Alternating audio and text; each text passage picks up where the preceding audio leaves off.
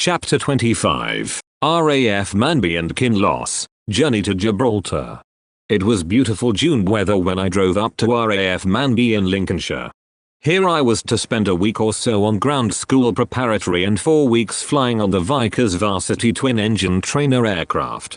Manby is just near the town of R.A.F, about 5 miles off the east coast. The course was not overtaxing, for I had flown a Varsity before, and also its predecessor. The Valletta was a tailwheel aircraft and the Varsity a tricycle undercarriage version. Both were quite sizable aircraft, which could also be used as troop transporters. However, the Varsity was essentially a crew trainer for navigators, bomb aimers and signalers, as well as pilots.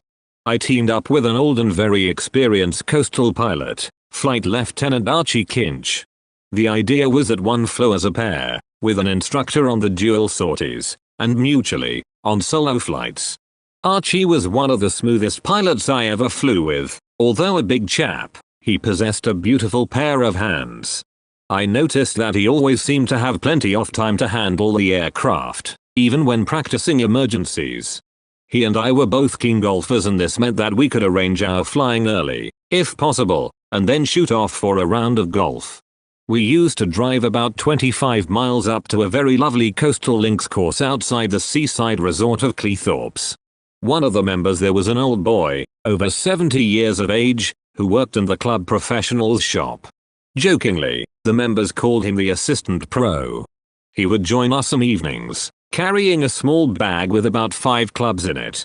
He was deadly accurate around the greens what his chipping, and I asked one day what club he used to get the ball regularly so close to the hole. In a strong Lincolnshire accent he said quite witheringly, "A 5-iron of course, and you'll learn when it's too bloody late." Probably the best tip I ever had. The course at Manby came to an end quite successfully. Archie and I got good results. In all we had flown about 50 hours each on the Varsity. I used to drive Archie home at the weekends, for his family were in quarters not far from Halton. We both were to be at Kinloss at the same time. After a few days leave at Halton I set off on the long trip to Scotland. This time it was to be a very different journey to the one I took when I first went to Kinloss in 1948, in my old 2-seater 1931 Morris Minor. I now have a nearly new Wolseley saloon, and it was also summer. In addition there was now a motorway right up to Edinburgh. Another chap who was joining the same course came with me for company. We drove all the way to Edinburgh in 2 days, having spent a night in Thirsk in Yorkshire on the way up and the second night in Edinburgh. The final day was a reasonably short, but beautiful drive, through the Scottish Highlands Kinloss, arriving in time for lunch. Kinloss was so full of memories for me that it was a quite nostalgic return. My batman turned out to be one who was at Kinloss 15 years earlier, who greeted me like a long-lost friend. There were still many people, especially local civilians, whom I had known before and met up with again, in Findhorn and Forres. The daughter of my former station commander, Group Captain Eddie Dark, had married a local farmer and was still living near Kinloss. And Dark was most kind to me during my stay, and I saw her and her husband quite often. The course was a long one, lasting almost 6 months. Group Captain Peter Farr, the brother of a famous English actor, Derek Farr, was the station commander, whom I had known for over 20 years. As a wing commander and the senior officer on the course, I was course leader. As such I was told that I should enjoy my stay at Kinloss, and if I wanted to miss the odd lecture, in subjects I was familiar with, I could do so. However, I don't remember taking any advantage of this offer. There were, however, many tasks for the junior officers on the course which I did not have to do, so I had a nice relaxing time. The OC flying, Wing Commander Frank Salmon, was a jolly chap, whom I got on with very well. Along the lines that Archie Kinch and I did at Manby. I joined up with a very pleasant Flight Lieutenant, Mike Rankin, and we flew throughout the course together. We had a first-class instructor, who was a very experienced Shackleton pilot, one Flight Lieutenant Jeff Mannings, who had a delightful manner in the air and a quiet sense of humor. Of course he did observe the normal service courtesies when dealing with me, as a wing commander, but when I did not do too well, he would say, "You know, sir, you are flying the aircraft like a dear old lady of 93 inches. I took this up, and whenever I felt that I was not performing too expertly, I would chip in and say, "The old lady of 93 has control today." My long experience on Lancasters and Lincolns, plus having flown Shackletons before, stood me in good stead. Also, my previous experience flying out of Kinloss also helped a great deal. The Shackleton had now been in service since 1951, and had proved itself as an outstanding maritime recce aircraft. It had plenty of power, from its 4 Rolls-Royce Griffon engines producing 2,455 HP each. It was derived from the long-serving R.A.F aircraft company line of 4-engine aircraft, namely, the Lancaster, Lincoln, Tudor, and finally the Shackleton personified this famous family of R.A.F frontline aircraft. A Shackleton crew normally comprised of 10 members, pilots, navigators, radar operators, signalers, and a flight engineer who made up the crew complement. Before we began flying, we did a 4-week ground course, during which time crews were made up, usually as members of the course themselves recommended.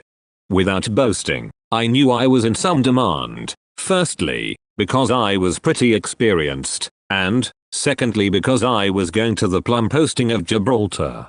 All coastal crews wanted a tour of Gib, whenever they could. 1 or 2 chaps on the course had already been told they were going to Gib, so it seemed sense to take them into my crew. During my course, the Commander-in-Chief designate, Air Marshal Paul Holder, came to do a 3 weeks course on the Shackleton.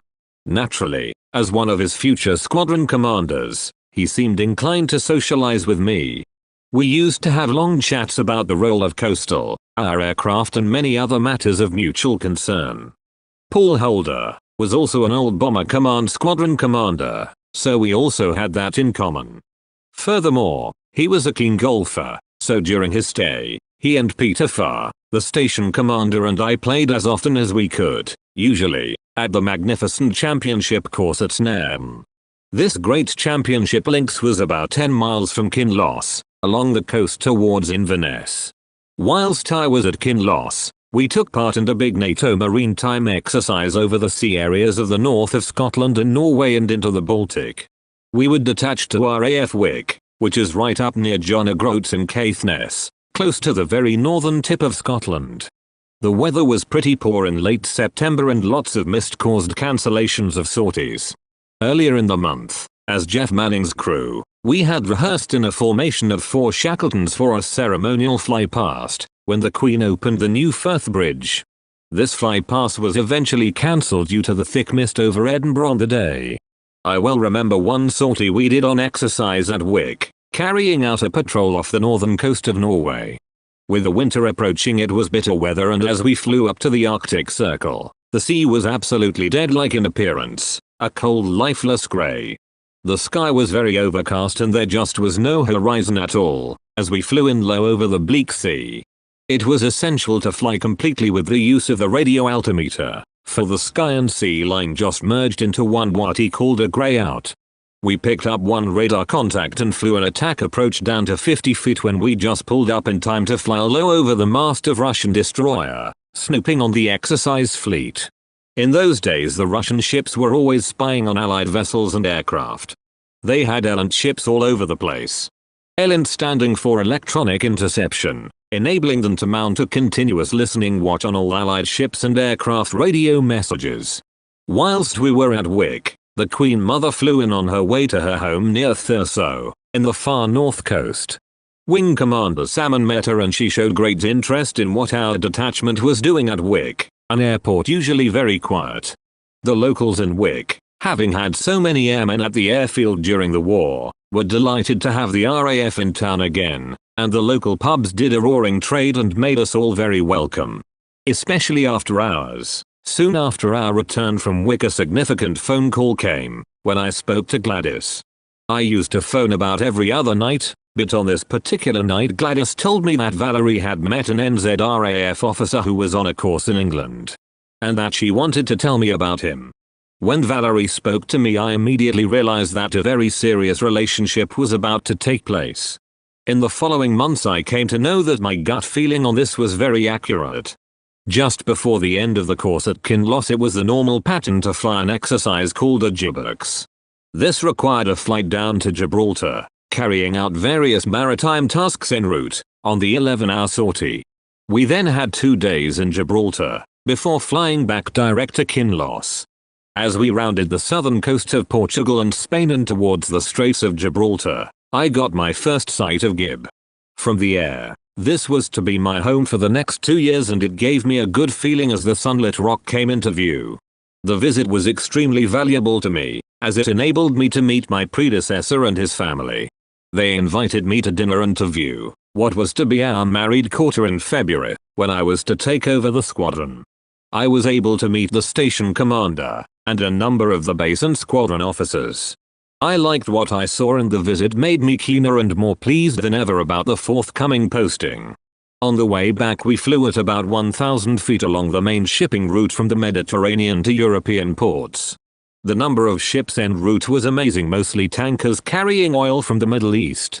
I was to do this trip several more times over the next 2 years. For the navigators it was a piece of cake, because the ships formed a constant line of indicators towards the English Channel. Had an aircraft ditched en route, the problem would not be whether they would be rescued or not, but how to ditch amongst all the ships. There were 2 lines, one going north and the other south, with a ship about every mile on either side. My time at Kinloss came to a successful end, but my last flight was quite an experience, when I flew with the flight commander, Phil Burton, to renew my instrument rating. It was blowing a gale with gusts of up to 60 knots and also pretty turbulent.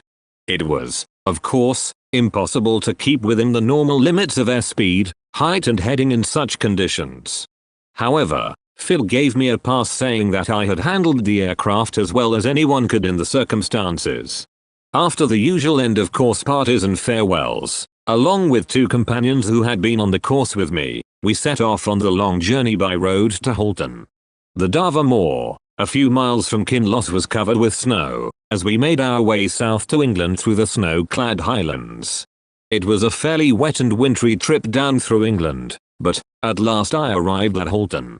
It was good to be home again with Gladys and Valerie, when we could all look forward to Christmas together, in England for a last Christmas at home for a couple of years, of course.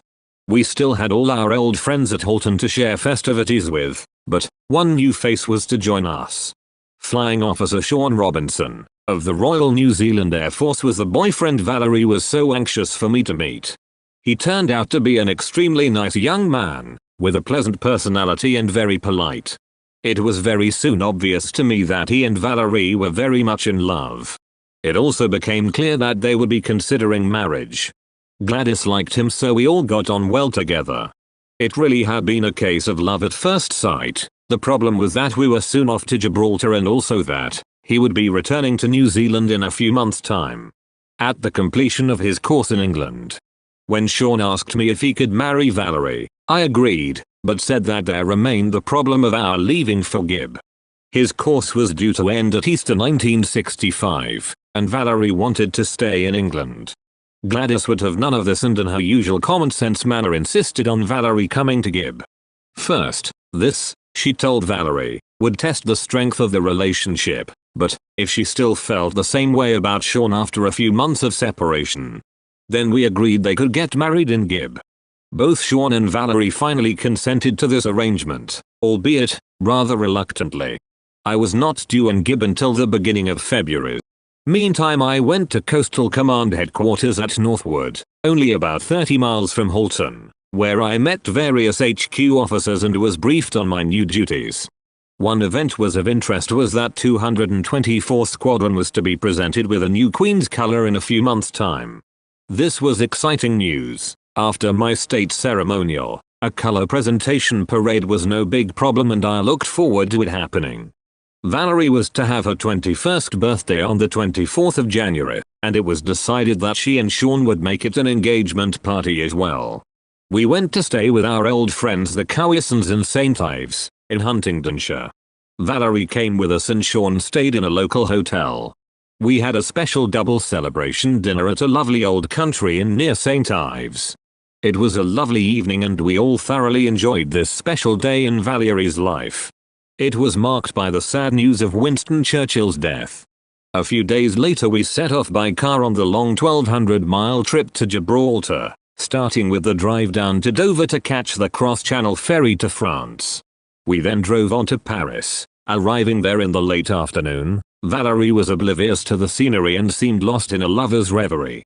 Everywhere we stopped her main interest was to post a letter or card to her beloved Sean. It was clear that she was missing him terribly. The weather in Paris was bitterly cold, but we spent 2 days sightseeing. After my many previous visits to Paris, I knew exactly what places to take Gladys and Valerie. We had planned to take about 10 days to get to Gib, so we could afford to spend a couple of days in the wonderful city of Paris. Unfortunately, Gladys had a dreadful cold and the bitterly cold Paris air made it much worse. In fact, she had pleurisy and I was concerned that we might be delayed whilst she got well enough to travel.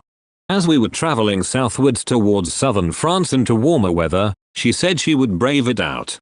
We drove south of Paris and it steadily got warmer and much better weather. Our next stop was at the lovely old town of Aix-les-Bains, where the temperature was distinctly higher than Paris and we were able to walk out in comfort. Gladys' health improved noticeably in the warmer air. From Aix we traveled out of France and across into Spain. As we were making good time, we were able to spend a couple nights in Madrid. I made a courtesy call on the air attaché, Group Captain Coulson. He and his lovely wife made us very welcome and showed us around the famous Spanish capital. We were enthralled with the spacious avenues and parks and wonderful architecture of the public buildings. The weather was now really lovely and quite warm, as we drove down through Cordoba, where we stayed the night. Our final stop was in the historic city of Seville, from where it was only a short journey to Gib, and we had a day or two to spare before I reported in. We found a lovely place with little chalets, run by an Austrian couple, just a few miles out of Algeciras. From here we could see the Rock of Gibraltar. Valerie was so taken with the place we stayed at, that she decided that after she and Sean got married in Gibraltar, it would make a lovely place to stay for her honeymoon. After 2 nights outside Gib, we drove through to La Linea, on the Spanish side of the border between Gibraltar and Spain, and then crossed into the colony. We were now at the end of our long journey and at the start of what was to be a very eventful tour, during which many momentous happenings in all our lives would eventuate.